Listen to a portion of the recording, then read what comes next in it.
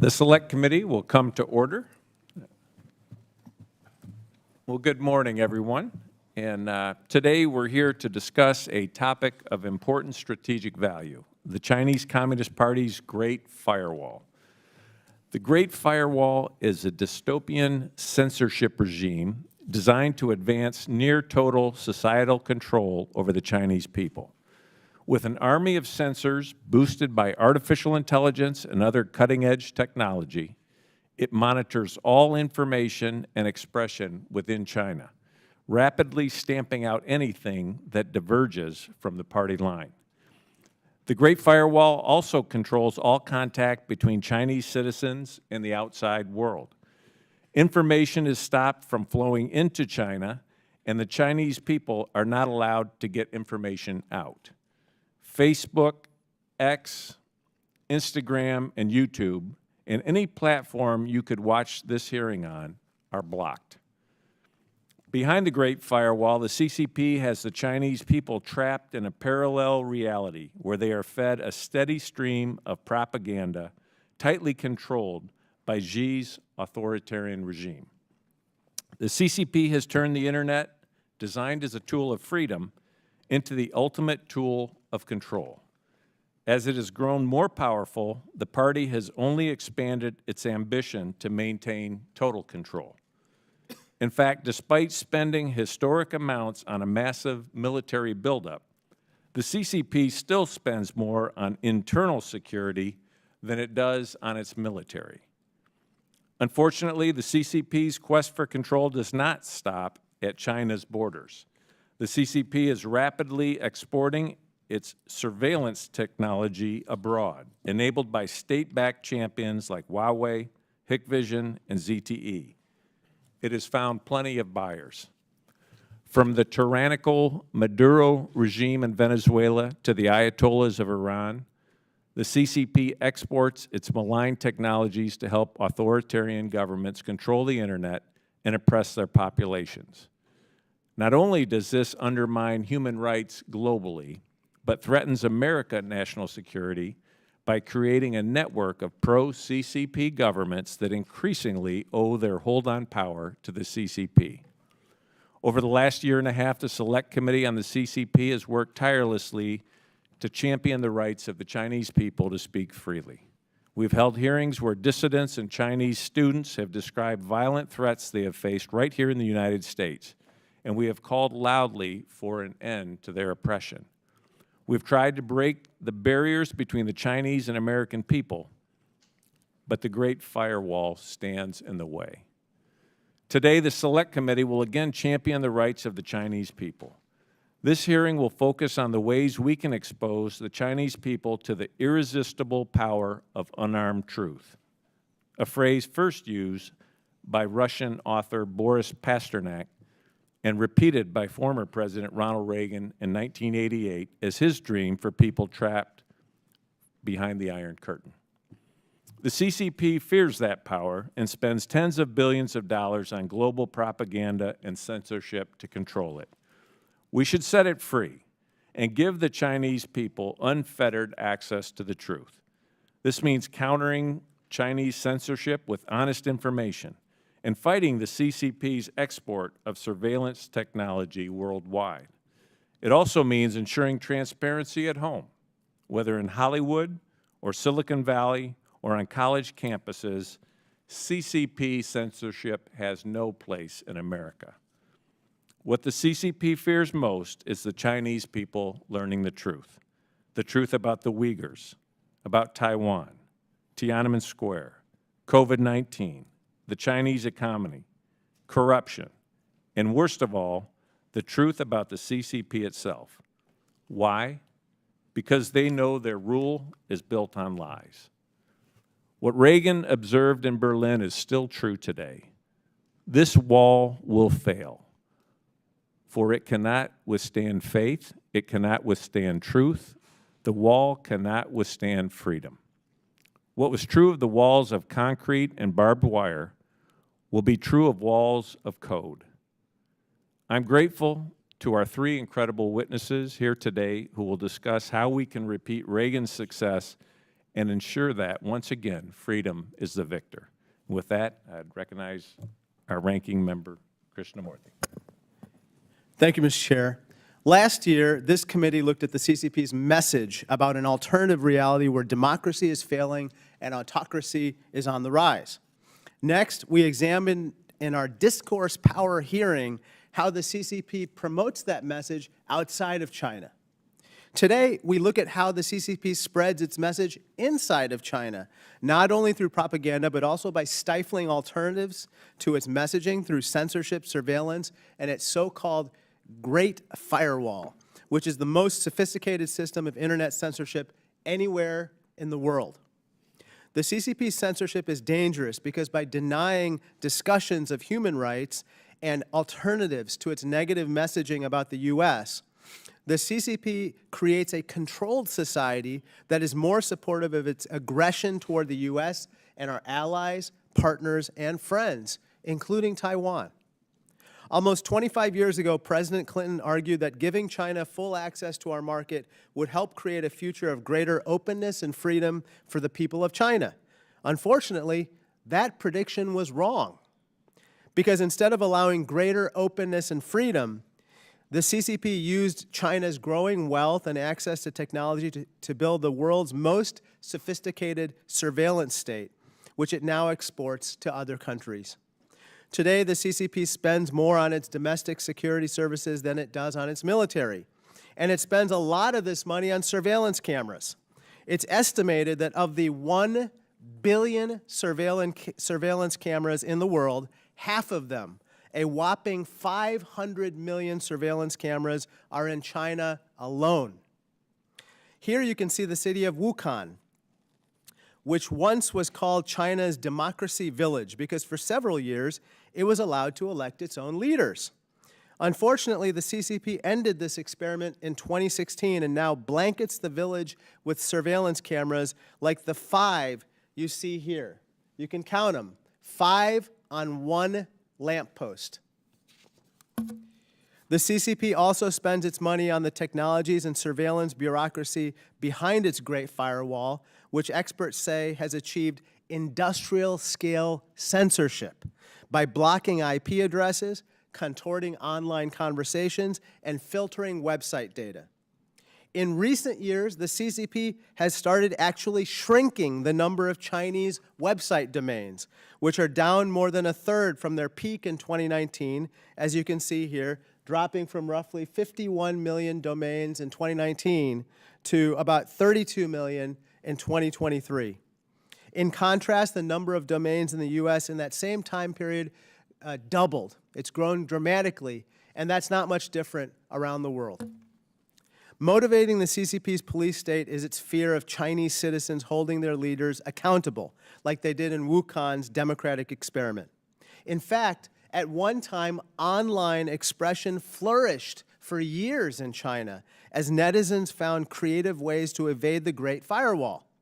One of our witnesses, Mr. Xiao Chang, compared this period to Star Wars Episode 4, A New Hope, where many fought for a future of greater openness and freedom from the repression of an authoritarian regime.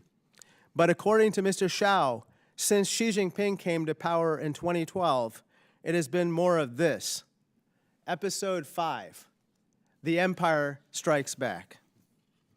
Under Xi Jinping, the CCP has put even more eyes on the street and online, and it doesn't intend to stop at Chinese borders. As Xi said in 2018, the countries that take command of the internet will win the world. We cannot allow the CCP to command the internet, which was designed to connect people, not to divide and control them. Whether it's countering the CCP's export of authoritarian technologies or standing by the Chinese people in their fight for freedom of expression, we must make sure that freedom and openness, both in society and online, prevail over censorship and control. This is a fight the U.S. cannot afford to lose. Thank you, and I yield back. Thank you. If any other member wishes to submit a statement for the record, without objection, those statements will be added to the record. We are now privileged to be joined by a great panel of witnesses who have been on the front lines of this important issue. Our first witness is Mr. Nat Kretchen. He is the Vice President for Programs at the Open Technology Fund, a congressionally funded nonprofit organization that supports the development and deployment of anti-censorship, privacy, and security technologies for populations living under repressive information censorship regimes. Our second witness is Dr. Zach Cooper. Dr. Cooper is a senior fellow at the American Enterprise Institute, where he studies the U.S.-China competition. Finally, we are joined by Mr. Xiao Zheng, a physicist by training. Mr. Xiao became a human rights activist after the Tiananmen massacre and is the founder and editor-in-chief of China Digital Times, a bilingual China news website designed to aggregate, contextualize, and translate online information from and about China. Thank you for being here, gentlemen. And with that, I want to welcome all the witnesses.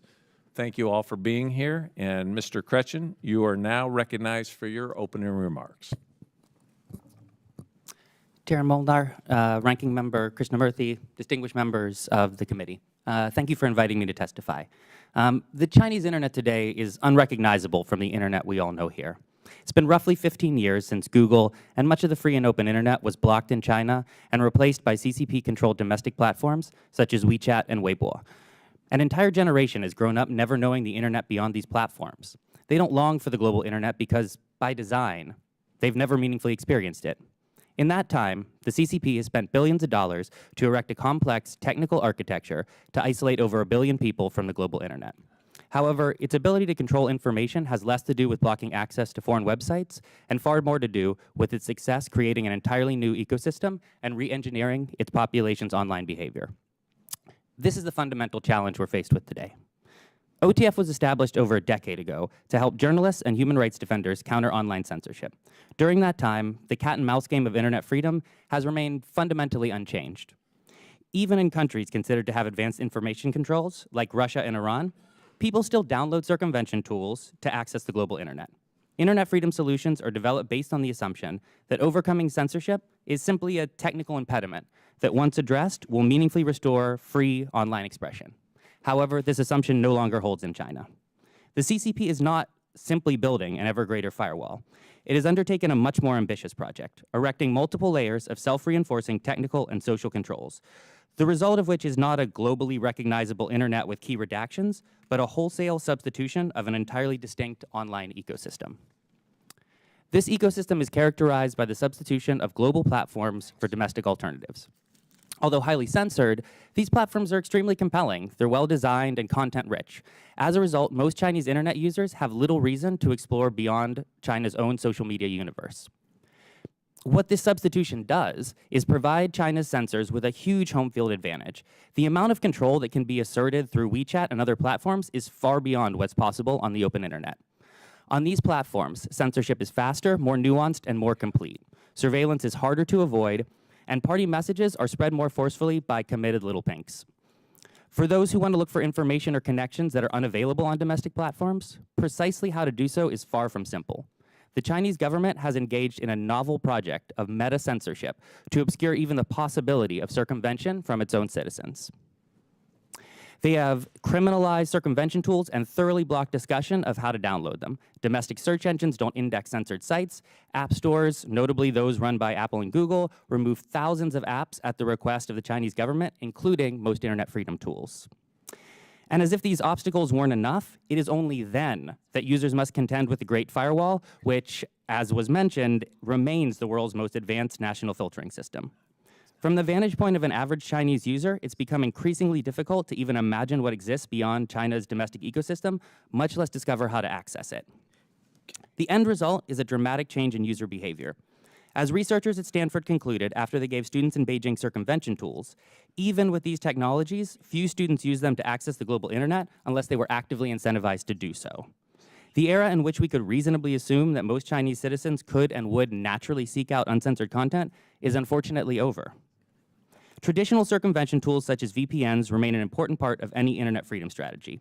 However, moving forward, we must adopt an updated approach that fosters more purposeful connections between information seekers and information providers. While China's internet substitution model provides its citizens with the bread and circuses of contemporary online culture, what it intentionally omits remains in demand when people know how to seek it out. In the same Stanford study I mentioned a second ago, researchers found that Chinese students who were exposed to the global internet maintained a lasting demand for politically sensitive content and circumvention tools. There's no single unifying policy solution to peel back the layers of China's information controls, but some key starting points are: internet freedom tool developers will need to more intimately understand and design around the technical limitation and socialized online behaviors of users in China. Creators of objective, otherwise unavailable content will have to seek out connections with their audiences in less traditional online spaces. Apple, Google, and other US technology companies must end their current practice of aiding CCP censorship efforts. And to counter the normalization of techno authoritarianism, we must join with like-minded partners to advance a vision of a free global internet despite the realities of fracture and fragmentation. It took the CCP decades and billions of dollars to engineer a socially and technologically distinct online environment. The elements of any effective response will necessarily take patience, time, and significant resources.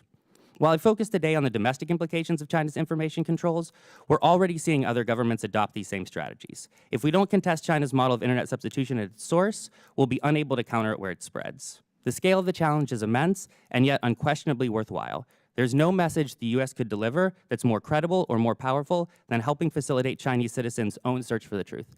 Thank you, and I look forward to your questions. Thank you. Dr. Cooper, you may now proceed.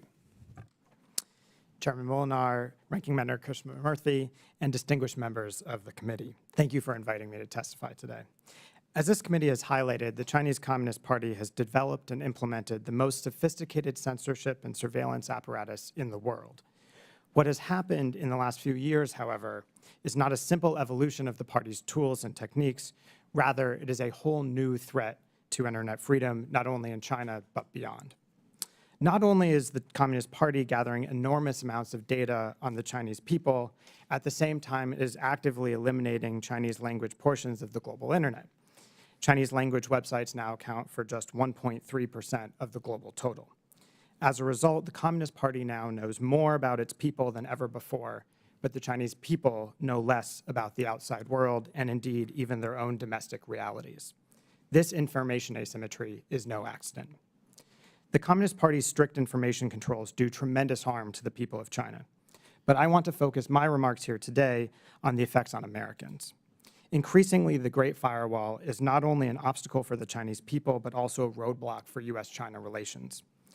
U.S. Ambassador to China Nick Burns recently warned that Chinese leaders, quote, say they're in favor of reconnecting our two populations, but they're taking dramatic steps to make it impossible. He cited the Chinese government's efforts to, again, quote, denigrate America, to tell a distorted story about American society, American history, American policy, end quote. In short, efforts to stabilize the U.S.-China relationship are now bedeviled by the Communist Party's censorship and disinformation apparatus. Moreover, if the Chinese economy continues to stumble as a result of the Communist Party's poor management, Beijing may feel that it has to rely more on nationalism to bolster domestic support. If this occurs, the Communist Party might lean even more heavily into blaming the United States for China's own woes. Setting the record straight will be critical to guard against this strategy. Moreover, techno authoritarian tools developed by Beijing will not stay in China. Over the last decade, the Chinese government has exported censorship and surveillance technologies to over 80 countries worldwide. These tools and techniques will be adopted by autocrats from Russia to Iran to Venezuela and beyond. And through multiple international technical and standard-setting bodies, the Chinese government is attempting to reconfigure foundational elements of the internet. In short, the Communist Party's information controls not only harm the Chinese people, but also obstruct their ties with American counterparts and threaten to proliferate around the world. Now is the time for us as a nation to rise to meet this challenge. I want to quickly outline 4 recommendations with which we could do so. First, the United States needs an ambitious moonshot project on internet freedom. One estimate suggests that the Communist Party spends on the order of $10 billion per year to develop and refine its system of surveillance and control. U.S. internet freedom efforts receive much less than 1% of these resources. We must do more.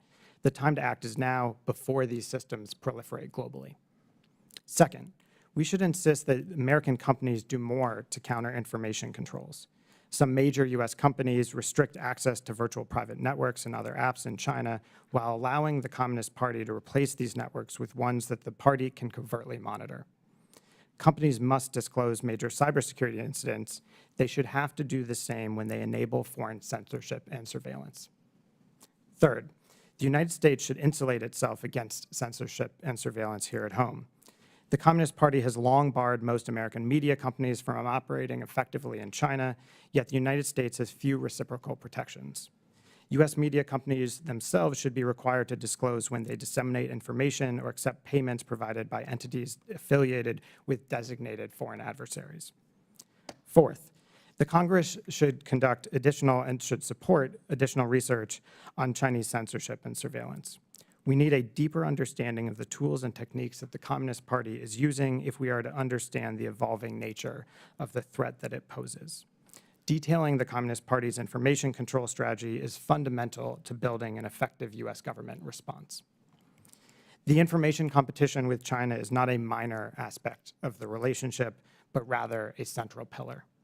Xi Jinping often references Mao Zedong's exhortation to, quote, seek truth from facts. But increasingly, the Communist Party has become focused on reconstructing facts to hide the truth. I therefore thank the committee for bringing these issues to light, and I commend your efforts to build an ambitious bipartisan agenda in these areas. Thank you. Thank you. Mr. Zhao, the floor is yours. Your microphone. Thank you, Mr. Chairman, and respectable members of the committee. I want to thank you for giving me this chance to address this very crucial topic. Let's start from Great Firewall. The chairman's opening statement already said Great Firewall is a broader definition. Both include the domestic censorship and also at the gateway, the technology apparatus. Let me start with a little bit of narrow definition of a Great Firewall, which is that's a nickname. Right? Now, Chinese government gave an official name publicly. It's called State Data Cross-Border Security Gateways. And that is a collection of institutions and technologies, both hardware and software, serves as the national censorship apparatus in the PRC that restrict those websites, which opening statements already mentioned. Let me also say, the central government organ or party organ is called Cyberspace Administration of China, CAC. That's the agency for internet regulation, censorship, oversight and control. And the CAC reports to Central Cyberspace Affairs Commission led by Xi Jinping himself. And since 2008, CAC directly managed this apparatus called Great Firewall. Let me also say that the Chinese, in the more broader sense now, Great Firewall, the CCP always thought legitimized the regime by shaping public discourse, mobilizing support, and suppressing dissent. I'll give you one example. In 2015, leaked documents revealed that Chinese government mobilized over 10 million college students through the Communist Youth League for their so-called online public opinion struggle tasks. And then all the companies, internet service providers, data analysis companies, and social media platforms in China contribute to this digital control.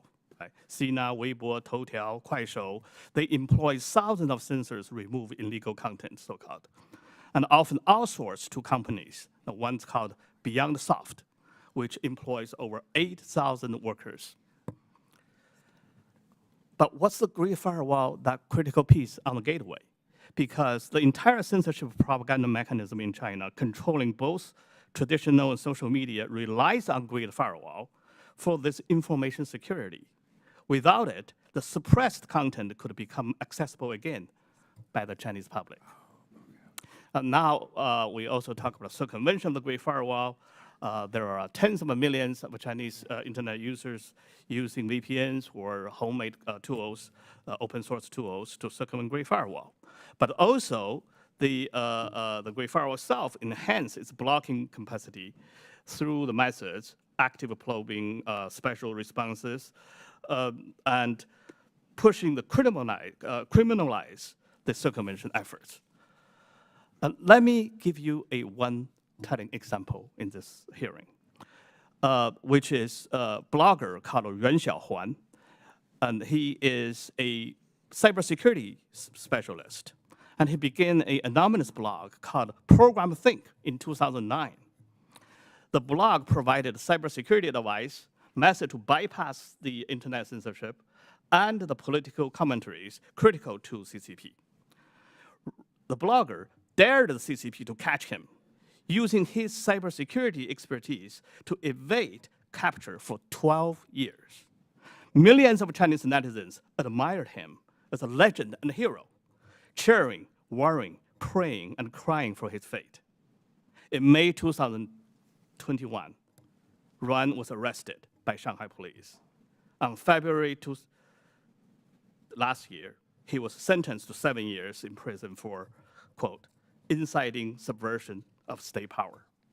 And I want to use this opportunity to call American Congress members to nominate him, along with Peng Lifa, the bridgeman, the protester at Stone Bridge, October 13th, 2022, two of them, for the 2025 Nobel Peace Prize in support of the Chinese people's struggle for human rights. And now, let's talk a little bit about the surveillance technology. We already talked about how they export, PRC export surveillance technology. Let me give you two examples. In Venezuela, actually 2020, the US Treasury Office sanctioned this company called China National Electronic Import and Export Corporations to Venezuela for the Chinese version of Great Firewall. But who is the chief scientist of that Chinese company? Fang Bingxin, the father of Great Firewall. And only last month, or 2 months ago, in Myanmar, the military junta deployed a new system that can intercept and decrypt web traffic, blocking applications, and blocking VPN. Who provided that technology? Chinese company again. Same company that US just sanctioned. And again, that is the chief scientist of Great Firewall, Mr. Fang Bingxin. Finally, let me just say, we are in the internet, not only internet, but AI age. Previously introduced me to, I said, use the Star Wars 2 episodes, The New Hope and The Empire Strike Back. But now we're on the next episode. Unfortunately, it's not called Return of the Jedi. I called it The Emperor Got AI. AI can be the force for the good, but it's also can be used for surveillance, censorship, manipulation. As technology relies heavily on the centralization of the massive data, AI tends to empower centralized autocrat governments, and rather than the decentralized democratic system. The PRC is the most powerful and technologically advanced dictatorship. By using these technologies, CCP consolidates its power at home while weakening democratic competitors abroad. The CCP is providing the world with a blueprint for establishing a digital totalitarian state and presenting a real threat to the world peace. So we must work in solidarity to defend and preserve freedom and dignity at home and globally. This is one of the greatest challenges we must meet in this 21st century, and I include 6 of my recommendations and policy in my written statement. Thank you. Thank you. Mr. Shao, what do you think would happen if the Great Firewall ceased to exist and information flowed freely in China? The People's Republic of China will no longer exist, given enough time. Let me put it this way. Why they really, really want to need the Great Firewall? Because just like the Berlin Wall, if without that wall, the other half of the city of the Berlin will walk across to the freedom. And for the Chinese people, that if the Great Firewall is not there, to stop the people to access information, they will seek freedom online in their heart and minds. The Dr. Cooper and also Mr. Krishnamoorthi described particularly the sort of alternative or the parallel cyber reality in China. But that so-called cyber reality doesn't really hold water if the Great Firewall is really done. And let me also say this. This is fundamentally about legitimacy of the Chinese government.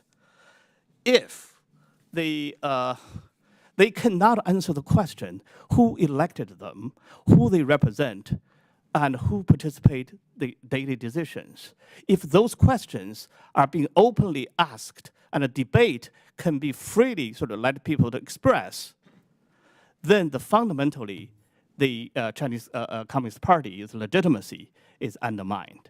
So in this way, Xi Jinping is correct to say that the information security is his regime security. And that regime is critically held by the Great Firewall.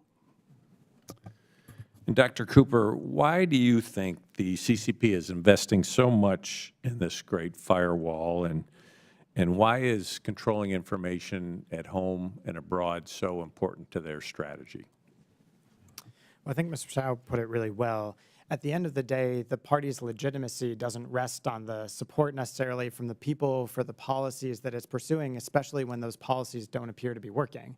You look at what's happened to the Chinese economy the last few years, you look at the increase in political repression, and it's hard to say that the Communist Party is delivering for its people, but it's very clear that the party has become more reliant on information controls. And so I think at home, increasingly, we're probably going to see the party rely more and more on information control rather than actually being able to deliver for the Chinese people. And that downward cycle is probably going to get worse. I would just say abroad, I do think this idea that China needs to make the world safe for autocracy, as some people have said, makes sense. And ultimately, there's no way for China to do that without trying to pacify the criticism that it sees from the outside world. And so I would expect that we would see China try and proliferate the tools and techniques that it has. It's already doing this, but I think we're maybe at the first phase of a strategy that will go well beyond that ultimately. And then Mr. Krishnamoorthi, what should be done to enhance the flow of information across the Great Firewall? You mentioned there's no one policy, but what would it take to effectively combat the CCP's surveillance and censorship? Yeah, I think from the United States perspective, it's going to take a lot more focused coordination across a lot more of the agencies and different actors that we have on our side. The way that China has designed its information control system is to try to ensure that most Chinese citizens never even hit the Great Firewall, that they're mostly trapped inside of this domestic ecosystem of WeChat and other kind of giant platforms. And since that's the case, we're going to have to be able to more nimbly reach in to find folks with the kind of solutions we can offer in terms of circumvention tools, to be able to provide uncensored, truthful content to folks where they are on the internet they've been socialized into, and lead them back out into, the global internet, which at this point they've kind of lost the muscle memory of. And Dr. Cooper, do you have a thought on that? Well, as Nat just said, I have the honor to be the chairman of the board of the Open Technology Fund, and I think the kind of work that OTF has been doing has been incredibly important in this area. But I do think the scale at some point does matter, right? The Chinese government is putting billions and billions of dollars into this year after year. I think increasingly this has to be a central pillar of our own strategy too. Even if we're not going to spend that kind of money, I do think that we have to be talking about significant investments over time, or else the closure that we're seeing in China will get worse, and it won't stay in China. It will expand to other authoritarian states. So that's why I said I think this is time for a moonshot. We need a major societal decision that this is something that we have to deal with over the next decade or two. Thank you. Ranking Member Krishnamoorthi. Okay, thank you. Thank you, Mr. Chair. Nobody understands the Great Firewall better than the Chinese people, who, despite the CCP's denial of human rights and despite the CCP's aggressive rhetoric about the U.S. and our allies, still find ways to talk about censored topics. For example, when the CCP blocked the Me Too hashtag, activists in China began using the Chinese characters Me Too, which you can see here, which mean rice rabbit. Now they even use rice and rabbit emojis to get around the censors. Mr. Krishnamoorthi, Chinese netizens often use these kinds of techniques to discuss sensitive topics, correct? That's correct. Let me show you another image. This is the image of the tank man from the Tiananmen Square massacre. This is also censored in China, correct, Dr. Cooper? Yes. But some Chinese citizens do know about Tank Man, including from U.S. broadcasters like Voice of America. Hence, they developed memes like this one to discuss what happened at Tiananmen Square. Mr. Krishnamoorthi, the CCP eventually detected these ducks and actually blocked searches for big yellow duck. Isn't that right? That's correct. Chinese language content produced by VOA, which is critical for countering the CCP's narrative of aggression, gets almost 2 million views every day. Unfortunately, funding for VOA has flatlined, and this year its China program received just about $15 million, which is roughly the annual cost to operate, let alone buy, 2 F-35 fighters. Mr. Krishnamoorthi, increasing funding for VOA and programs like Radio Free Asia would help Chinese citizens get better access to non-CCP messaging and lower support for aggression towards neighbors and friends, right? I think so. Now I want to turn your attention to this woman. Her name is Tsai Shah, who famously managed to evade the CCP censorship. She once taught at the CCP Central Party School, but was expelled from the party after comparing Xi Jinping to a, quote, gang boss. Ms. Tsai expressed these views in a recording that went viral inside of China, right?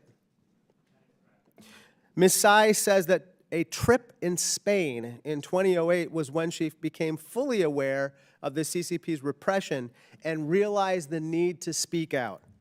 Mr.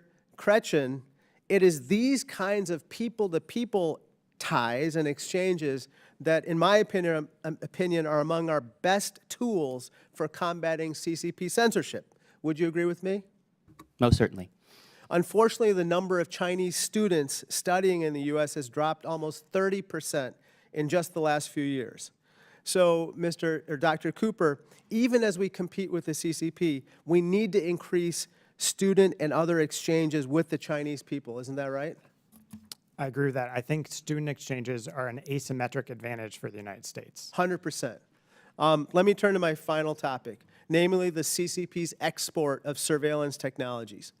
The first problem is the security concerns with the technology itself, for instance, the existence of backdoor access by the CCP. But the second problem is that the CCP exports its surveillance tech to bad guys all over the world, such as the military junta that overthrew Burma's democratically elected government in 2021. Dr. Cooper, Chinese companies like Dahua Technology, which the U.S. sanctioned for supporting the CCP's human rights abuses in Xinjiang, are selling advanced surveillance cameras to the Burmese junta, right? Yes. And the junta is using these cameras to help arrest and imprison pro-democracy activists, correct? Yes, I believe they are. Here's a picture from a Dahua showroom in Burma advertising some of the tracking software in December 2022. So we have a sanctioned Chinese company selling advanced surveillance technology to a sanctioned regime. When dictators around the world know they can rely on the CCP to support them, when they're under U.S. sanctions, they are strengthened and enabled to commit more human rights abuses. Thank you, and I yield back. Thank you. Representative Whitman. Thank you, Mr. Chairman. I'd like to thank our witnesses for joining us. Mr. Krishnamoorthi, I wanted to get your perspective. The depth and breadth of what China is doing around the world many times is facilitated by American companies. In fact, many times they get co-opted or they feel like they have to be compelled by the CCP because of the 1.4 billion people in China. Would you agree that those technology companies have been co-opted and that they are actually enabling, in many ways, the key enforcers of the Chinese Communist Party's surveillance state? And if you do agree with that, what should we do to hold these companies accountable or to make sure there's consequences for them enabling the CCP? Yeah, absolutely. At the very least, we see that they're, at this point, not cross-pressured. They're feeling CCP pressure to remove the kinds of internet freedom apps that OTF funds to help develop, and basically taking the tools out of Chinese citizens' hands that would allow them to get around censorship and surveillance. And it's a huge problem. And beyond that, we haven't found good ways to compel them to help better support the development of internet freedom technologies or the funding of those technologies. Because at the end of the day, a lot of the tools that those are built on point back to some big American companies who at this point are profiting from them. And in terms of what we should be doing, I think Dr. Cooper has some fabulous recommendations for ensuring that at the very least disclosure happens when these kind of companies aid and abet censorship and surveillance efforts in the CCP. But in a better world, they wouldn't be engaged in those behaviors at all. Very good. Thank you. Dr. Cooper, let me go to you, and I want to follow up on Ranking Member Krishnamoorthi's assertion about the exportation of this technology. We know that China, the Chinese Communist Party, is one of the most advanced states as far as how they prosecute advanced technologies for surveillance and really repression of their own people. They look to export that because they don't believe in the rule of law. They like to enable other governments that operate the same way that they do. But let me ask this. Give me a sense of your priority where we should look at. That is the most immediate threat of places where this technology is being exported. And then what should we do to respond to this exportation? We talked a little bit about there. Mr. Kretchen talked a little bit about it. But I want to know what's the most immediate threat. And then what can we do as a nation, policy-wise and as a Congress, to most immediately impact that? Well, thanks, Representative Rootman. I think this is absolutely crucial. And I would say you could think of sort of a tiered approach to different countries that adopt Chinese surveillance and censorship technology. There's a hard core of highly autocratic countries, your Venezuelas, your Cubas. Frankly, I don't think we've got a lot of leverage in most of those countries. We can use sanctions to try and limit their ability to gain access to Chinese systems. But at the end of the day, they're probably going to be able to circumvent those. You've then got an outer layer, which is countries that are maybe leaning in an autocratic direction or have some leaders who are highly corrupt who would prefer to have the censorship technology. I think in those places we can actually be quite effective when we're focused on intervening with those countries early on in the process. I'd say there's also a third layer, which includes some close democratic allies of the United States. You know, China's safe cities approach is something that's gotten traction in France. So I would start there at the outer layer and work our way in over time. I think if we can explain and make transparent what the Communist Party has done with these tools, that a lot of people in those countries will think that those tools shouldn't be able to be used either by their governments or by companies in their countries. Very good. Thank you, Dr. Cooper. Mr. Zhao, I want to ask, we see as this digital authoritarianism is expanded around the world, that I think there's some opportunities for us to point out where the weaknesses are in those systems. And the only way that happens is through the people in those countries, or as we also heard examples of people within China that are speaking out and pushing back against this. How can the United States either enable those folks that are speaking out or undermine the use of these digital tools of authoritarianism? There are several aspects to answer this question. But let me actually start from the voices of Chinese people, even under the repression, that they use coded language, use satires. But also there are, let me just give you an example, that what kind of the voices on Chinese internet and being censored and reappeared outside of China. such as China Geotimes and my website. Okay. Well, let's start from this. Even back to your first question, why Great Firewall is so important for Chinese Communist Party, right? Because as a autocratic system, it has the common feature, which is few rules many, but in the name of many. They cannot tell Chinese people that the truth. They said, oh, we do this for you, for Chinese people, right? Well, think about this. In the dynasties, the next legitimacy of the emperor is because of the bloodline, right? But today's dynasty cannot do that. North Korea, inherited by the blood, but it's called Democratic People's Republic of Korea, right? And China called People's Republic of China. It's not people's, it's not public. And here's the quote that online went viral in China and being thoroughly deleted. And what this post say? It says, oh, those peoples are a miracle. The people's daily, which people do not read. People's great hall, where people do not meet. People's government, where peoples do not rule. People's court, where people see no justice. These kind of voices are common knowledges in China, but without alternative, that they're being repressed by this digital authoritarianism and actually and also being confined in a cyberspace by the Great Firewall. Now, the effective ways to respond to this, including a technology piece. If the Chinese regime seems the Great Firewall is so critical to it, it's invested so much resources and technology to it, even to undermine that effort to getting the Chinese internet users to access more freedom of the information, it requires much larger budget and resources to build up the counter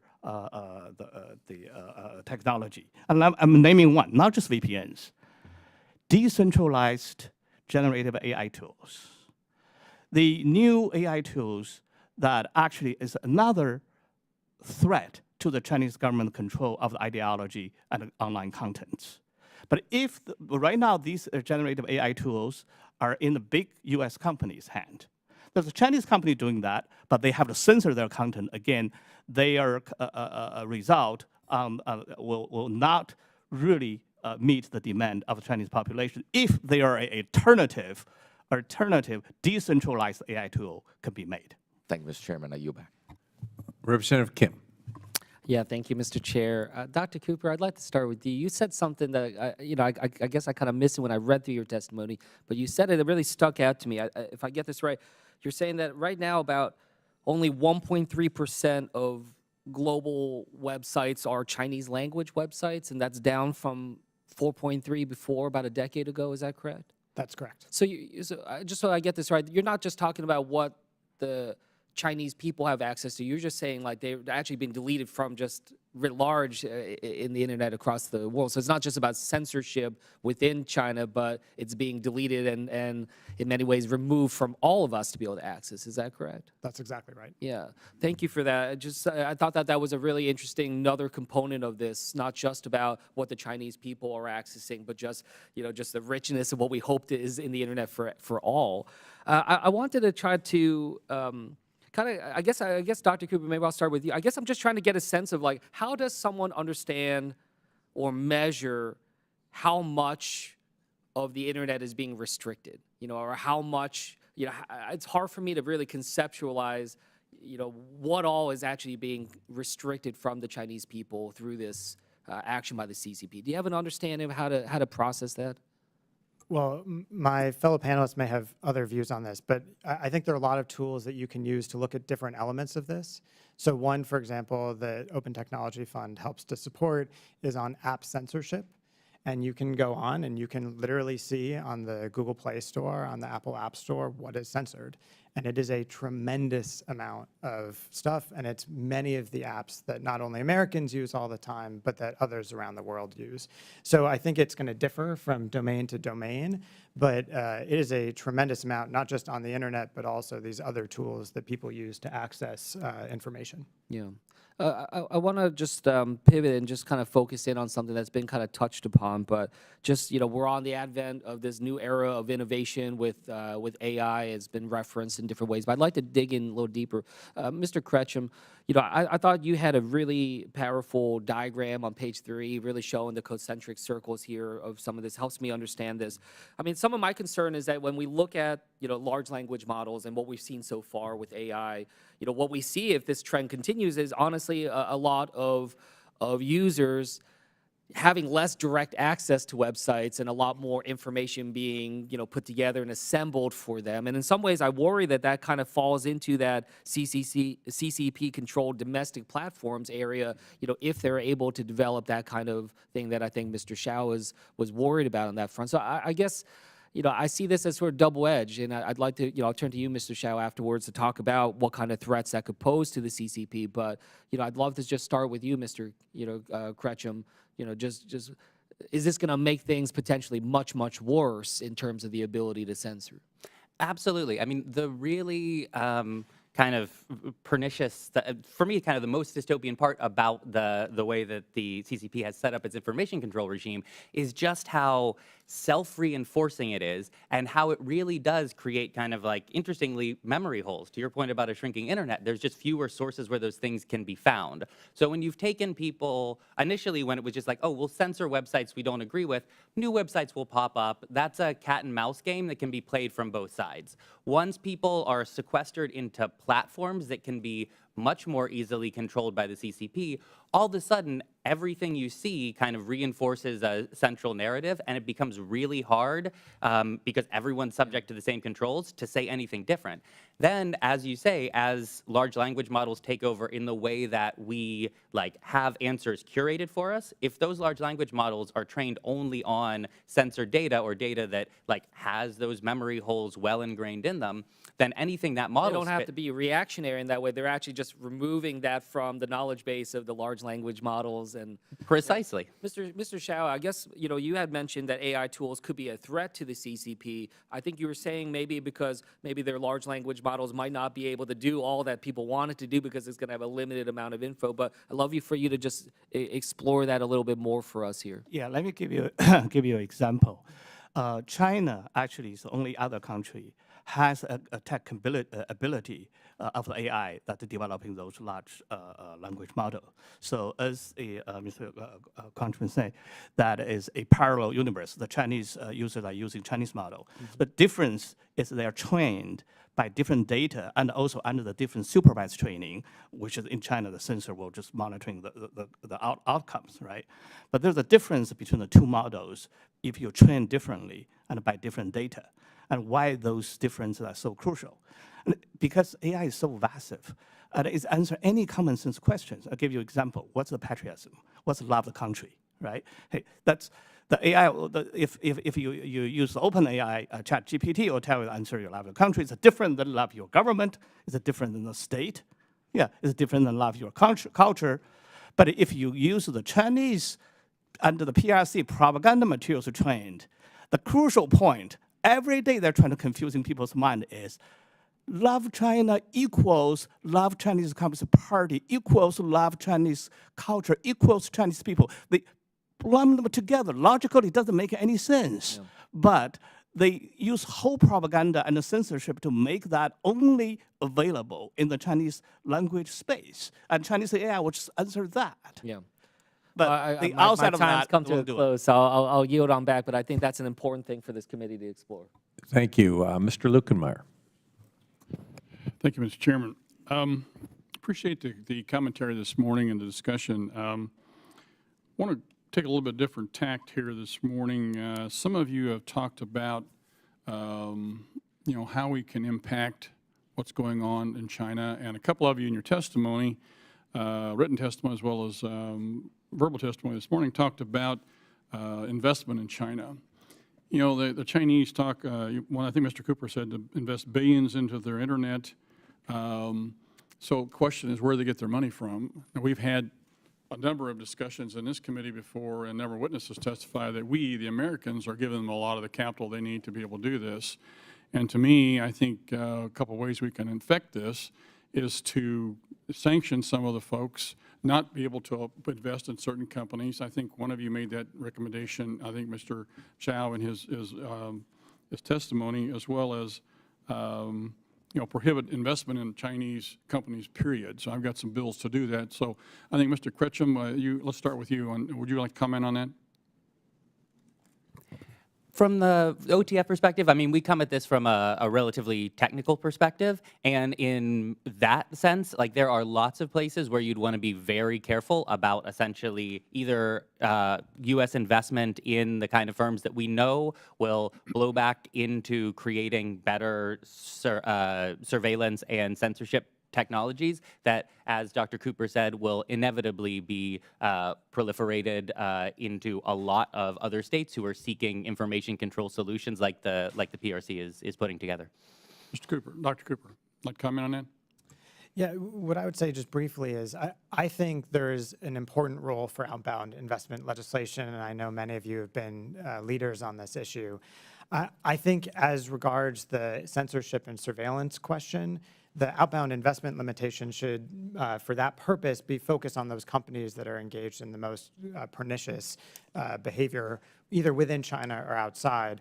And so I do think there's a logic to restricting the ability of Americans or American companies to invest in companies that we know are infringing on the rights of people, whether they're in China or in Venezuela or beyond. Mr. Zhao, you mentioned in one of your recommendations, I believe, to prohibit or minimize investment. It will look to me like, why are we trying to help the company, the country that's trying to take us over? It makes no sense to me. If this were Nazi Germany, would we be investing in that? I don't think so. China is our mortal enemy here, and we're continuing to fund them. We need to be stopping all investment, in my mind, and sanction them. What do you think about that comment? Well, my expertise is not a global economy. In that sense, I'm not sort of qualified to recommend the sort of blanket assumption. But my recommendation is about targetedly sanction or block the including investment of those companies, the Chinese companies, who playing a crucial role that on those large-scale digital authoritarian tech, including the censorship and the surveillance and manipulation. And I actually added 2 more sanction recommendations in my written testimony. Let me just state it.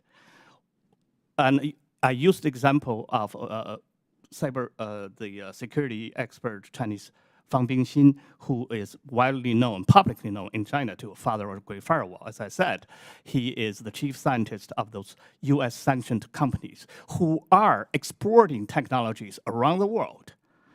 Not only those companies should be that prevented the US investors to invest, but those individuals, including the scientists, who played a crucial role to develop those technologies, and educational institutions should be sanctioned on blacklist by United States. One quick question here. One of you made a comment, the country that takes command of the internet will rule the world. I think some of this goes back to artificial intelligence. I mean, that's where we all seem to go back to. I've got a hearing right after this one in another committee with regards to artificial intelligence. Scares the heck out of me. It's a wonderful tool on a positive side, but it can be manipulated in a very, very negative way, and scares the dickens out of me. And I think the Chinese, if they beat us in AI, we're in really big trouble. I've only got 10 seconds left, so I'll yield back, Mr. Chairman. Thank you very much. Thank you. We are going to break briefly so that members can go and vote, and we'll plan to reconvene shortly after the vote series wraps up. My staff will be in contact with member offices on timing, and without objection, this committee meeting is in recess, subject to call of the chair.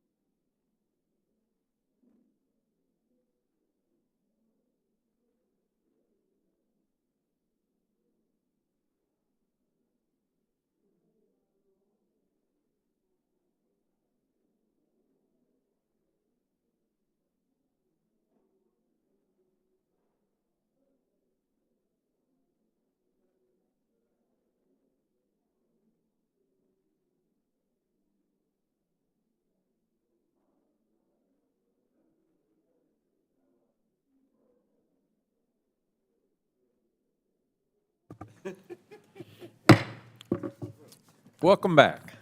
The committee hearing is now reconvened, and we will now complete member questions. Representative Carson, you are now recognized for 5 minutes of questions. Thank you so very much, Chairman. This question is for everyone. I'd like for you all to elaborate on the risks of the CCP's surveillance and censorship activities on U.S. companies' intellectual properties and data security and the global market. Are there any examples in your mind of successful initiatives by our international partners to counter the CCP's efforts, and what collaborative efforts are in place between the U.S. and our global partners?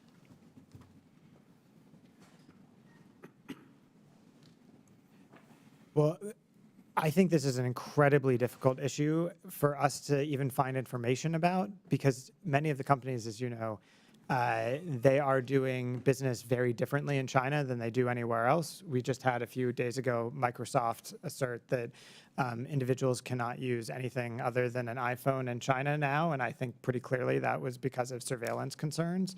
But we actually don't know a lot about how most companies operate in China, because those companies are quiet about what they do, because a lot of those American companies want to continue to do business in China and have had to adjust their activities to comply with Communist Party requirements. So I think there's actually a limit on what those of us outside the business community know about how many American businesses that do business in China are operating.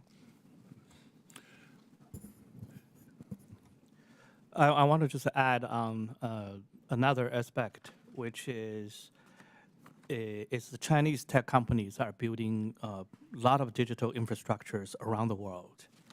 To give you an example, the ZTE, right?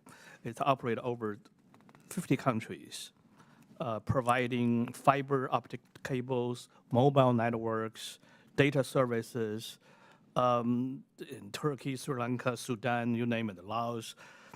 Those Chinese companies also have capability of collect and control data globally and enhancing their AI data analysis and control models. In other words, those countries who are using the Chinese digital infrastructure are exposed themselves to the Chinese, not only espionage, but even further manipulation and control.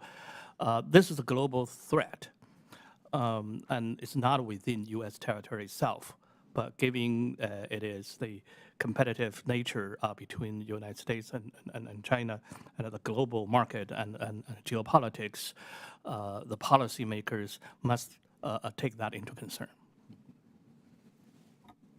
And yeah, just to add a final point, one really interesting thing that we've seen become ever more true about the CCP's surveillance and censorship apparatus is it is now portable. When you take your phone from China to America or anywhere else, that follows you in a lot of ways. There are data trails back to China when you have those apps installed, and when basically your phone is set up as a Chinese national would have their phone set up. They now bring that censorship and surveillance with them in ways that could have unintended consequences, we'll say. Thank you. Thank you, Chairman. I yield back. Thank you. Representative Barr. Chairman, thanks for holding this hearing. Excellent hearing. Important oversight here. Dr. Cooper, let me ask you a little bit about follow up on this outbound investment strategy that we're working on. Currently, Huawei and Hikvision are both listed on Treasury's non-SDN Chinese military industrial complex list and DoD's 1268 Chinese military company list. Currently, however, being named on these U.S. lists has little or no effect on these companies' operations or operations abroad. What would be the effect on these companies if the U.S. subjected them to full blocking sanctions or implemented a U.S. investment prohibition? Do you think this would be helpful to include in an outbound bill? I think it would be effectively impossible for them to operate if they were not able to access Chinese banks. And so I do think if there were blocking sanctions put on, that would be essentially a kill shot potentially for some of those firms that do business globally. Again, sanctions is a way with precision, to really impede their surveillance authoritarianism, digital authoritarianism. Is that fair to say?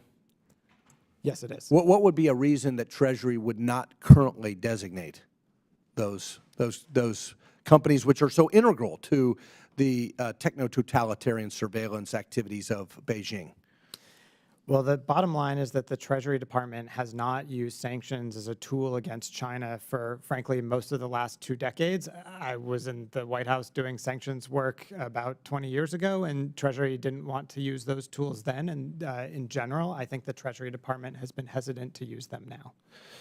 Well, we might want to change that. Let me ask any of you to describe the Chinese central bank digital currency as integrated into its digital authoritarianism. Can anyone speak to how China seeks to use the digital yuan as a way to surveil its people? I can say in a very broader sense, currently that initiative is not taking a full scale as the Chinese government wanted to be.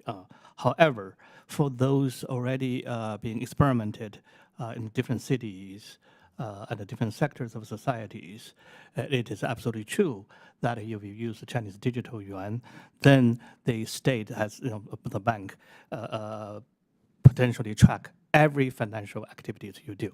Yeah, you have zero privacy under that system. Well, this is why the United States should not adopt a central bank digital currency, right? Because if we don't want to counter China by becoming more like China.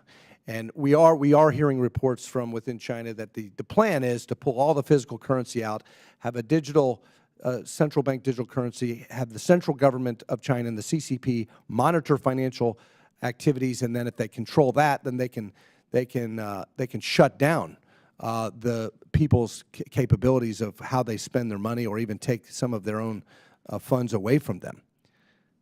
In a way, they're already doing that through the help of Chinese tech companies using those online payment systems.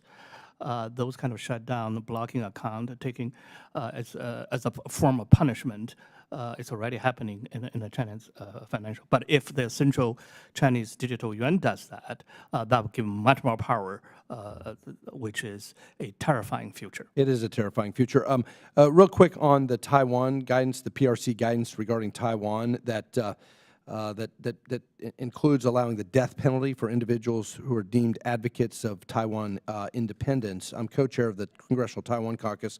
To any of our witnesses, given that Taiwan recently inaugurated a democratically elected president, how is the PRC using its surveillance capabilities to surveil or jail pro-Taiwan individuals in China?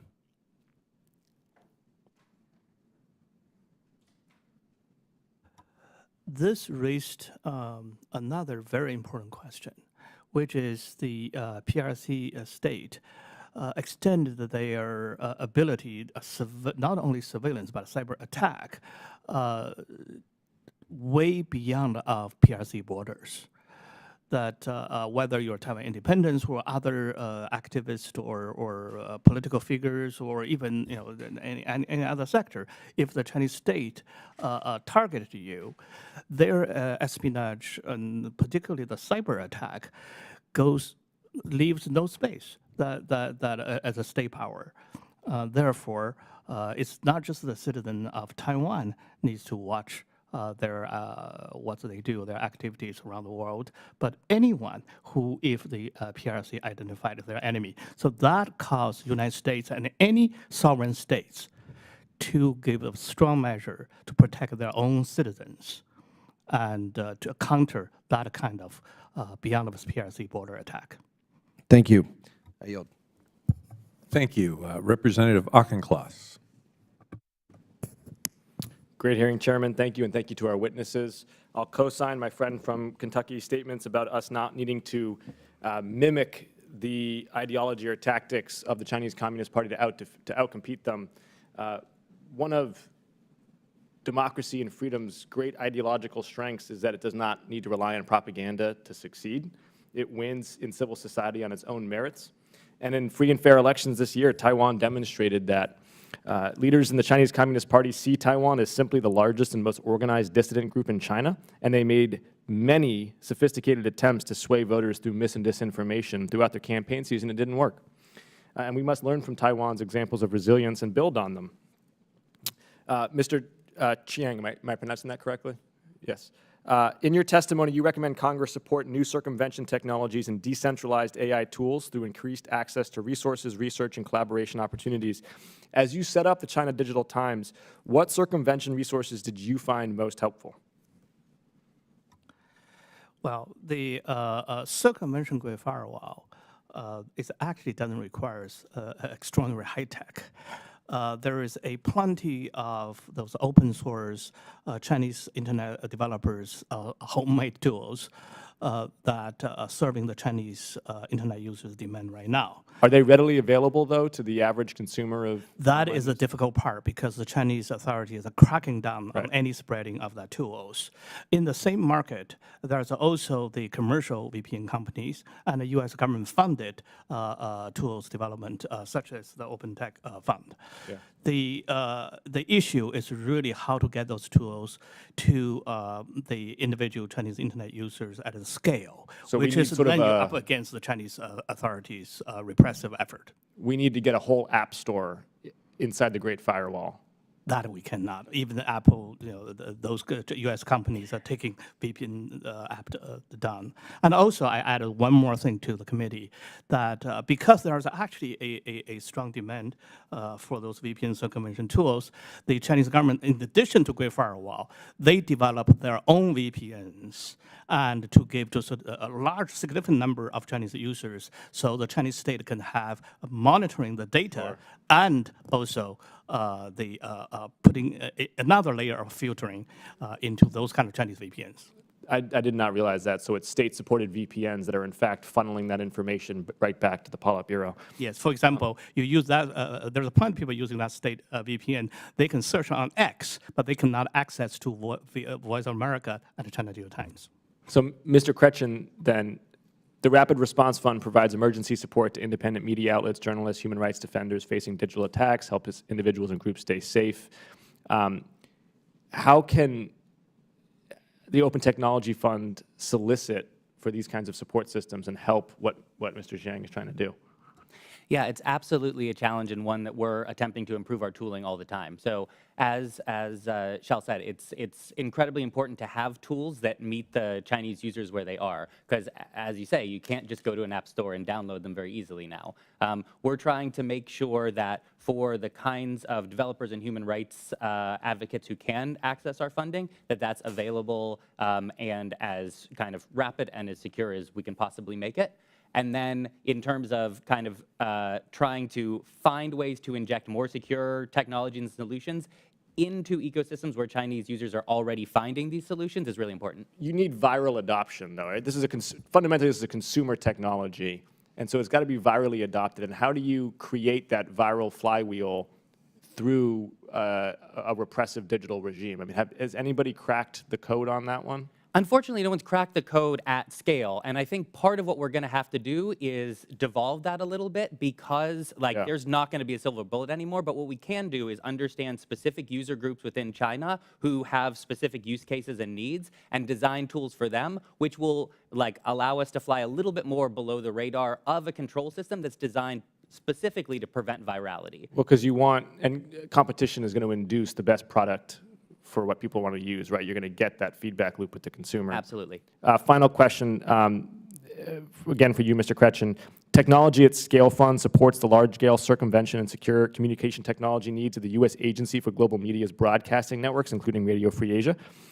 Nearly all those satellites, though, are owned by only 25 companies worldwide, very few of which have open-source technologies due to the extremely high cost of R&D, launch, and long-term maintenance.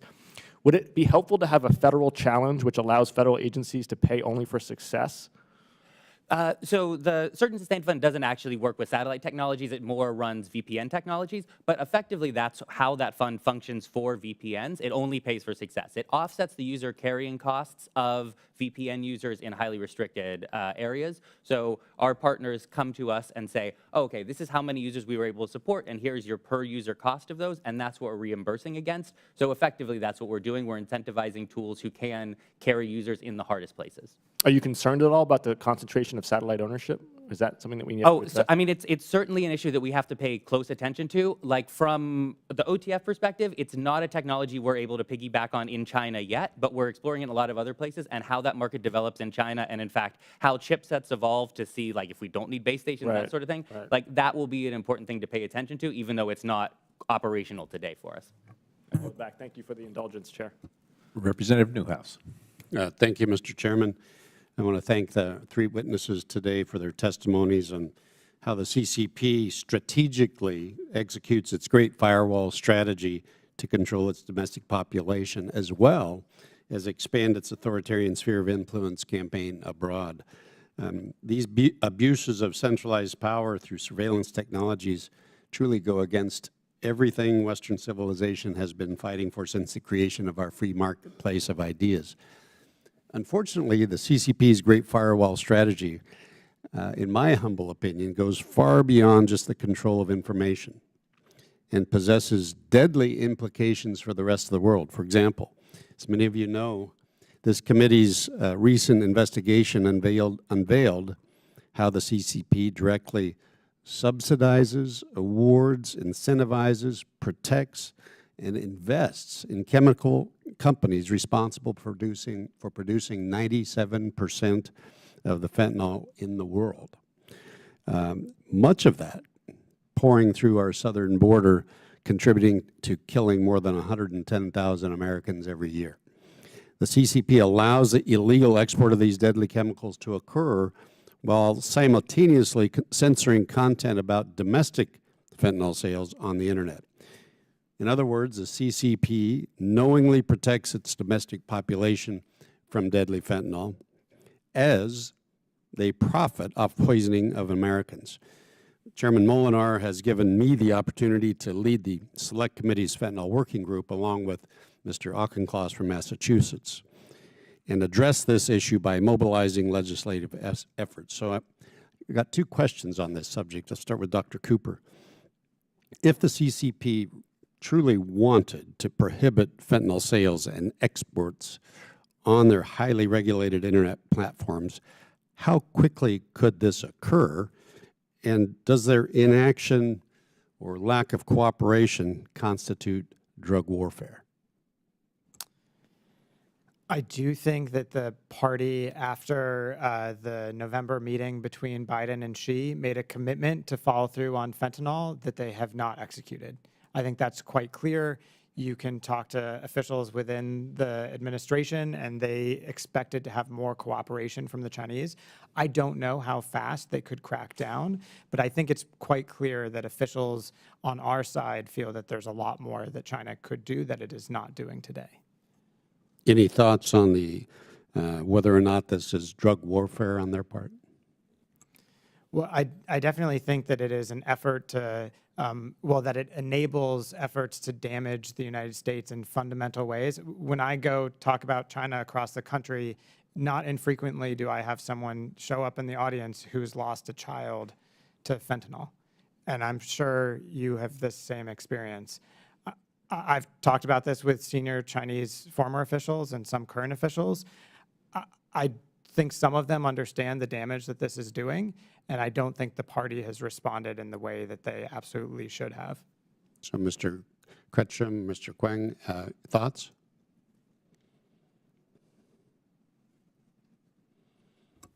I don't have too much more to add beyond what Dr. Cooper has said, other than to essentially reassert that, yeah, that's the kind of topic that's incredibly well censored in the Chinese domestic space. It's a thing that, like, when we're analyzing different censorship trends, always comes up as one of the things that's very tightly controlled. So we can definitely co-sign at least that much.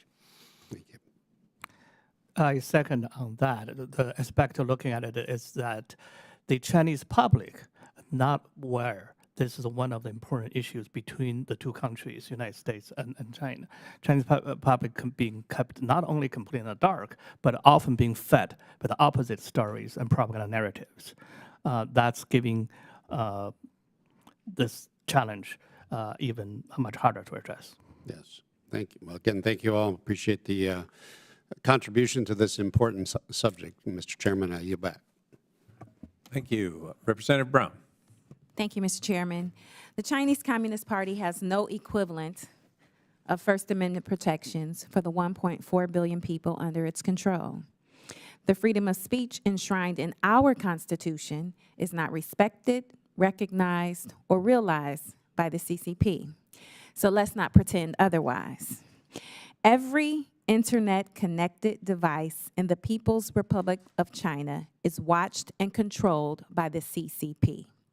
Groups like the Uyghurs and other minorities are surveilled, tracked, and spied on 24/7 by their government. This is not a terrifying TV show, it is real life. Global independent media sites and search engines such as Google have been banned in China for over a decade. That is how scared the CCP is of the independent, free flow of information and the legitimate exchange of ideas and knowledge.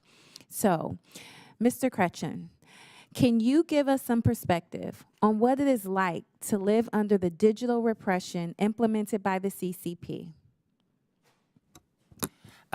Ma'am, to your point, it really does differ based on who you are. If you are in Xinjiang, it is an entirely different world. That has become a laboratory for the kinds of information controls that the panel has been describing today. It is a horrible marvel of data collection, synthesis, and cross-referencing in a way that really is a pretty complete surveillance state in a way that is unreplicated at this point anywhere else. That said, for many people in China, it's that softer control that actually is just as pernicious because they live in what feels like a very content-rich, robust ecosystem of WeChat, and yet there are massive holes in that that are not even apparent. So the experience can vary widely, but to your point, the surveillance and censorship is pervasive everywhere. And can you tell us how effective are people living in China getting around the CCP's online censorship? How does it compare to, say, the people living under Kim's regime, as you mentioned, in North Korea?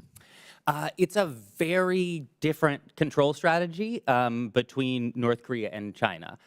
China is one that is connected to the internet. They are basically out, they're developing technical ways to do things that we basically thought were impossible. In North Korea, they've made much more draconian deletions. You have to have essentially a state-produced device that is open by default and is surveillable by default. The CCP has to find ways to take an iPhone and get around the security protections that are inherent in that device. And so what they've done is use essentially platforms like WeChat and others, and then also network-level controls to be able to do that at a massively aggregated level than in a kind of more on-device, slightly more straightforward way that the North Koreans approach it. Thank you. And my last question is, what could the United States or Congress do to further support the efforts of human rights groups, the press, and everyday people to access the internet freely within China? If the kinds of circumvention tools that OTF funds, that Xiao and others have built are to be successful, they need to come along with really good, well-targeted, well-packaged content that folks are looking for.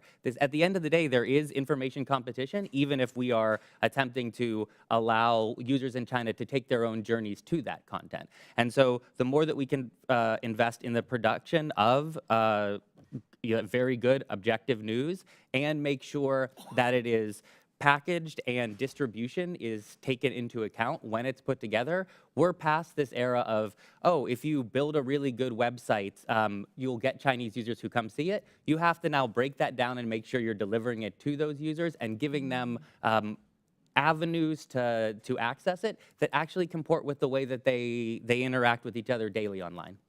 Thank you very much. I think we all need to pay attention to the digital repression occurring in the CCP. In the People's Republic of China, the internet is a weapon and free speech is seen as a threat, monitored, restricted, and a tool of further CCP indoctrination. This has implication for our freedoms and rights in the United States, where everyday people are denied access to information on what is happening on the ground in China and to talk freely with friends and relatives abroad.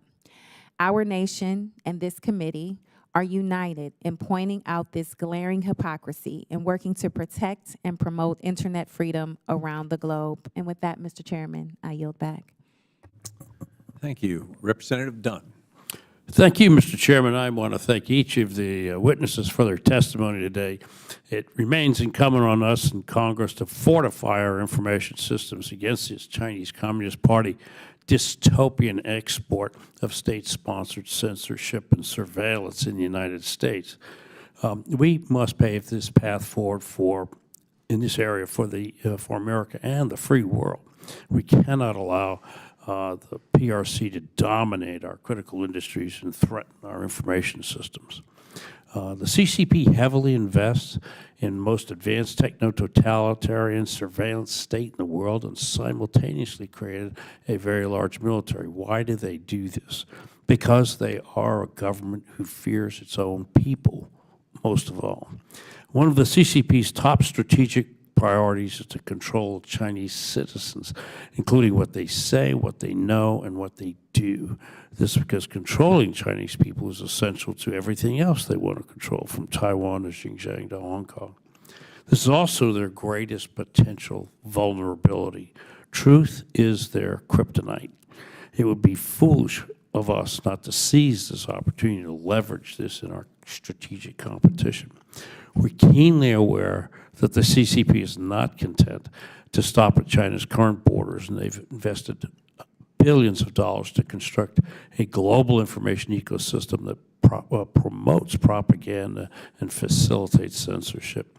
It exports these surveillance technologies and capabilities to governments both through state-owned and through nominally private Chinese companies such as Huawei, Hikvision, Dahua, and ZTE. Much of this is coordinated with the Belt and Road and Digital Silk initiatives, including the CCP's advocacy of digital sovereignty. So once these systems are sold at absurdly low prices, these surveillance technologies are used to gather vital information for the CCP, to monitor and suppress activists, dissidents, and ordinary citizens. The CCP frequently uses that technology brought to gather information about all of us and our governments, and includes incredibly detailed personal data, fingerprints, blood samples, and other things. I look forward to working with my colleagues to ensure the United States remains free. We all want to serve the country and preserve a free society. We cannot let this authoritarian state undermine us. Mr. Ketchum, as you mentioned in your technology, American technology companies in your testimony, technology companies like Apple and Google seem to have contributed toward the enforcement of CCP surveillance state. If so, how should we stop that? Yeah, the way that they're doing that is in this, basically enabling this practice of meta-censorship. So at the one hand, we're attempting to build tools that would allow Chinese citizens to get around these digital controls and stay safe while doing so. And yet the way that still in China, everywhere else, people attempt to access these tools is through app stores. And when those app stores systematically remove apps that allow that at the behest of the CCP, that takes away an avenue where folks might be able to reclaim some agency and actually seek out the kinds of information that they're systematically denied in the domestic sphere. As I mentioned before, I think Dr. Cooper's recommendations around disclosures for Apple, Google, other American tech companies who are facilitating the censorship and surveillance apparatus in China is a low bar. We'd much rather have it not happen at all, but that's at least a starting point. Thank you. Dr. Cooper, where is the CCP's export of digital authoritarianism most concerning to the United States' interest and security, and maybe a little bit about how we should respond? Well, it's a tough question because it's in 80 countries around the world, and I think there's so many of these places that we should be deeply concerned. But the places I would start are the societies that are sort of on the edge, right, teetering, where a little bit of information control might sway them away from democracy towards more autocratic or corrupt systems. And so I think if we are going to prioritize certain governments, that's certainly where I would begin. Those countries that are on the edge, where some amount of censorship and surveillance is going to make a fundamental difference in how they are governed going forward. Thank you very much, Dr. Cooper. I have questions for Mr. Xiang as well, but my time is elapsing, so I will submit those in written format. Thank you very much, and Mr. Chair, I yield back. Thank you. Representative Steele. Thank you, Mr. Chairman, and thank you all the witnesses. You know, China is the biggest threat, not just to the United States, but, you know, you see all over the world, African countries and South America and, you know, in the Pacific regions, and they are building all over, and they try to take over. So CCP censorship and surveillance include the Great Firewall, allows the CCP to censor foreign websites, international media sources, and digital applications to block its citizens from the world. I have experienced firsthand the CCP using online activity and physical whereabouts of Chinese citizens to block one of its citizens from connecting with family members in Southern California. This is unacceptable. We should be alarmed that CCP uses its power to track their own citizens' movements and predict their activities, especially playing around in the United States.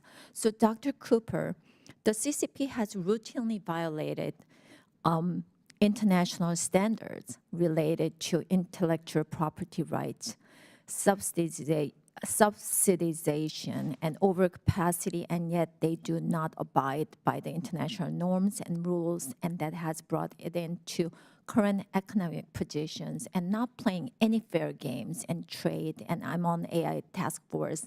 I mean, you know what? They are the most dangerous ones right out there. So how can global leaders hold China transparent and accountable in its international system that is free, open, and fair? We've been asking these questions constantly, and there's just no certain answers. But you know what? You are the experts, so if you can give us some of the answers so we can stop them, then how are we going to do it? So my view is that targeted pressure on China is unlikely to stop the massive activities that you're talking about, right? Intellectual property action, et cetera. I'm not saying that we shouldn't support targeted action against companies and other entities engaged in those behaviors. We should, but I would not expect them to be successful. I do think at some point the United States has to both take actions to protect ourselves against those risks by closing certain elements of our economy that are most at risk to those behaviors, while also threatening to increase the pain on China. That is the only thing that has shown to bring Beijing to the table to talk seriously about these issues. So I think it has to be a mix of targeted measures against bad behavior, going after specific individuals, specific companies, but also some pressure at the higher political level. Without that, I don't think Beijing will change its activities. So sanctioning those, you know, high official names and, you know, those.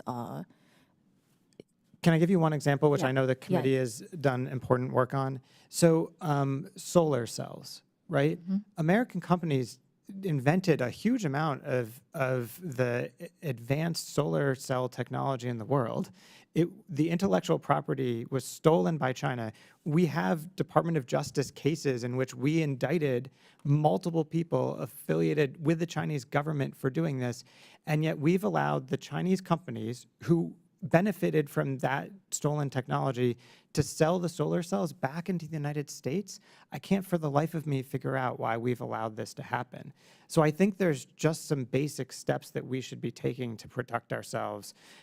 It might not change Chinese behavior on the whole, but we've got to start somewhere. Well, Chinese behavior is stealing is much cheaper and faster. That's the way it is. So Mr. Xiao Qing, if I pronounced your name wrong, I'm sorry. Why should those who are concerned about the human rights abuses by the CCP worry about their work with authoritarian regimes around the world? Is the CCP working with the communist leaders to grow our suppression efforts because my both parents fled from North Korea, and I work with Vietnamese government very closely. And North Korea, I mean, these countries that they are actually following what China does, I mean, organ harvesting to just everything there. And you know what, we really have to stop that what China's been doing. So what do you think that, we really have to do? Thank you. That not only North Korea and Vietnam, and I mentioned that China forming the allies on the censorship due to authoritarianism side with Russia, with Iran, they get together. And China is a far leading economic power and technology power, providing those services and setting examples and protecting them as well. In this context, United States also needs to look for strategic allies. And in this particular surveillance and censorship, the counter battle, that not only just the United States protecting its own sector and protecting its own people, but working with allies to compete at the global market. And that a global internationalized competition is the context, and the countries share the same value, has a much stronger reason to work together. So we have to work with our allies, and we have to defend our allies, and means that we have to have very strong defense here. Correct. So thank you so much for coming, and I yield back. Thank you. Representative Hinson. Thank you, Mr. Chairman. We know China's main export of the surveillance technology goes to weak or burgeoning nations and democracies, and it's clearly a blatant attempt by the CCP to extend its surveillance state globally and really undermine these countries' efforts to move toward democracy. We've seen that play out time and time again, and it should be concerning to everyone. We've talked a lot in this committee in previous hearings about how this is kind of an all-encompassing, multi-pronged strategy by the CCP. They export these surveillance technologies as well, kind of like seeds. They handpick governments that fit their criteria to suppress those personal freedoms.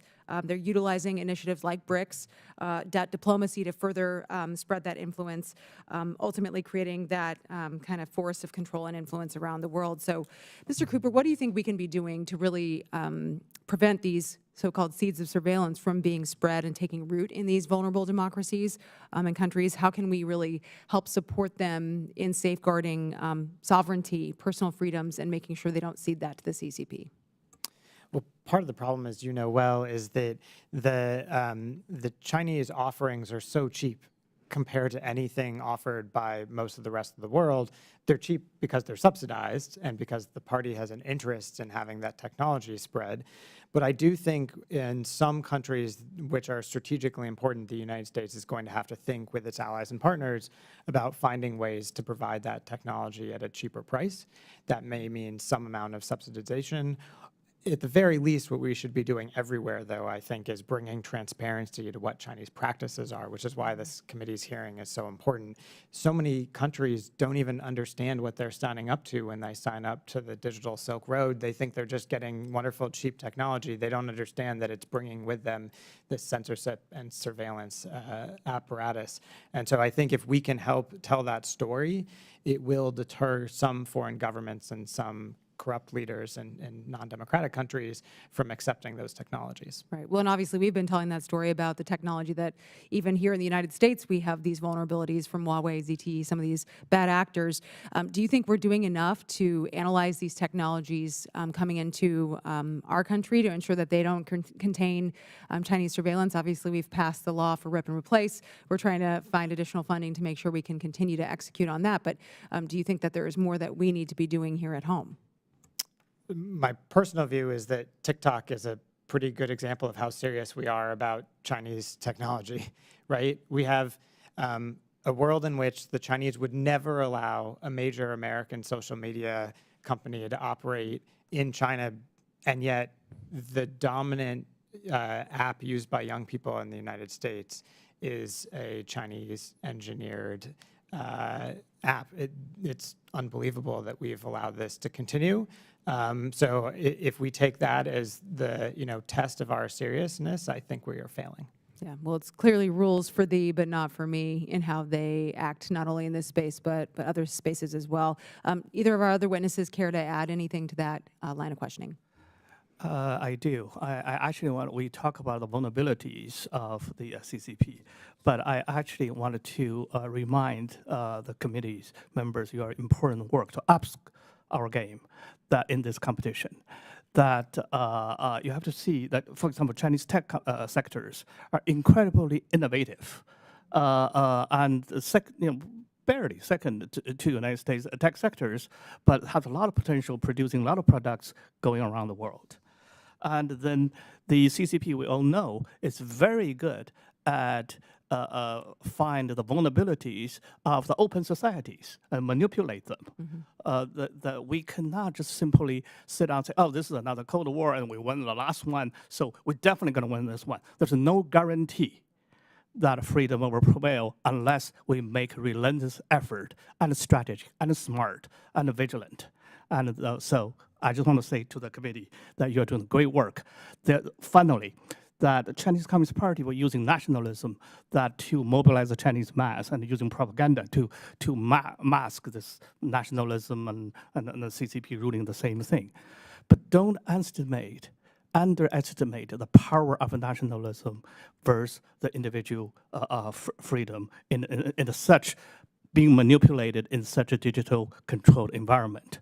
So we need to meet that challenge. Thank you. Absolutely. Well, and on that note, I guess I'd follow up. What steps do you think are things that either this committee could do or Congress could do to really counteract that digital propaganda, short of, I mean, just funding, these countermeasures, getting that information out there. But we clearly have a Chinese media state that's colluding with the surveillance state. You have the Chinese propaganda state colluding with the surveillance state, therefore, and with a very strong technology power. And that's why we cannot lose this AI competition in this new era. Not only just simply the current project funding, but need creative thinking and a much sort of higher level of the measure. And that's what I think the committee, you're doing great work. And I hope this hearing is a starting point. Yep. Thank you. I yield back, Mr. Chair. Thank you. Representative Klein. Thank you, Mr. Chairman. Mr. Chairman, the open exchange of ideas is essential to ensuring a free society that can discern what is true without government interference and influence, and it is a central underpinning to the success and human flourishing that has occurred as a result of the American experiment. One thing is for certain, the contents of this publicly held hearing won't be making it through to Beijing. Instead, this hearing will join the long list of censored content ranging from silly to serious, such as internet memes comparing President Xi to Winnie the Pooh, and unfiltered historical accounts of the 1989 Tiananmen Square massacre carried out by the CCP on its own people. This is all due to the vast amounts of resources that the CCP has dedicated to transforming their country into a Techno Authoritarian surveillance state to create a great firewall that draws 21st century parallels to the notorious Berlin Wall. The methodology, sophistication, and scale of Beijing's censorship complex utilizes a mixed involuntary collection of biometrics, voice prints, facial recognition, and cell phone data, combined with dense networks of cameras and so-called convenience police stations in some regions, which has enabled them to surveil, manipulate, or coerce their people to control public debate and prevent challenges to the party's hold on power. However, we have to be cognizant that this troubling authoritarian model is not limited to the PRC's borders, as the party has shifted to exporting their tech and censorship know-how abroad. So let me ask Dr. Cooper, besides censoring their own people, focusing in on exporting surveillance tech abroad, what countries would you say have engaged the most with the PRC in buying this tech? And are there any surprises or notable mentions? I think a lot of them are going to be the usual suspects: Venezuela, Cuba, obviously Belarus, Russia are going to be more and more reliant on this sort of technology. But there are some surprises, and the place to look first is probably in the safe cities, so-called safe cities projects, which are all around the world. Marseille in France, for example. Probably not the kind of place that you would have expected to be looking into safe cities, but this has been attractive in a lot of places. And I think in many of these locations, the leadership just simply do not understand what they're getting. Safe cities sounds pretty good. I don't think a lot of people would be opposed to that if they don't dig a little further into what is actually being offered. How has the digital Belt and Road initiative changed the geopolitical landscape? Well, what I'd say on Digital Belt and Road is that actually the Digital Belt and Road it used to be sort of the sidelines of all of the infrastructure that China was promising. But as the amount of money that China's put into Belt and Road has shrunk because the economy is slowing down, the real focus of Belt and Road has become the digital infrastructure side. And so I think to the extent that we are focused on trying to deal with the challenge that China poses abroad through Belt and Road, the digital aspects of Belt and Road are probably in many ways the most concerning. You know, a typical infrastructure project doesn't give the Chinese the ability to surveil and in the future for other governments to censor what their citizens are seeing. Digital Belt and Road is fundamentally different. So I think it's become in many ways the core of what Belt and Road is, and it for us should absolutely be the most concerning aspect of what China is doing through the Belt and Road projects. Do you see the potential, or do you detect any perceived weaknesses that you think this initiative could reveal about the CCP that the U.S. could follow up on? I think there are tremendous weaknesses. For example, we know that Belt and Road promises are about 10 times what's actually delivered. So, you know, most countries, if they're hearing that they're going to get $50 billion of Belt and Road money, they might get 5 if they're lucky. That's a huge, huge failing by China. Some of this is for political reasons, but much of it is just basic economics, right? There's not as much money to go around in China today as there used to be. So I think that's a weakness. My view, though, is that we can't compete with Belt and Road everywhere. We have to prioritize those places that we think are most strategically important and put our focus on them in a very strictly prioritized way. If we are competing with China in a country, it's almost always the case that we are the preferred provider, right? Countries fall back on China because they don't have other good options. So we've got to be there and provide an attractive alternative. Thank you. I yield back. Mr. Moulton is recognized. Thank you very much, Madam Chair. For the United States and China to have a meaningful dialogue for Chinese citizens to understand when the wool is being pulled over their eyes, they have to have access to good information, right? We can't even be on the same sheet of music for having a conversation if one side is living in the dark. And a lot of Chinese citizens are literally living in the dark today. But Mr. Ketchum, in your written testimony, you referred to a Stanford study that found that access to information in itself did not result in Chinese students actively taking advantage of outside information. Only when they were incentivized to do so did they find uncensored info. So given the constant cat and mouse game that organizations like yours engage in with the CCP to provide tools for open internet access, another way to expose Chinese citizens to internet freedom is not when they're in their country, but just when they spend time in societies like ours. Is there any indication that when Chinese citizens who have lived in the United States return to China, they continue to find ways to access the global internet? Absolutely. Some of the most sophisticated circumvention users in China are those who have spent significant time overseas. And not only because they have learned about the kinds of technologies that are available that they can kind of then maintain access to when they're back in China, but also because they have motivation. They have friends, they have you know, entertainment or news sources they're used to consuming, and when they go back, they don't want to let those go. And so they have not only some knowledge of the tools that can unlock those, but also a really strong motivation to continue to access that.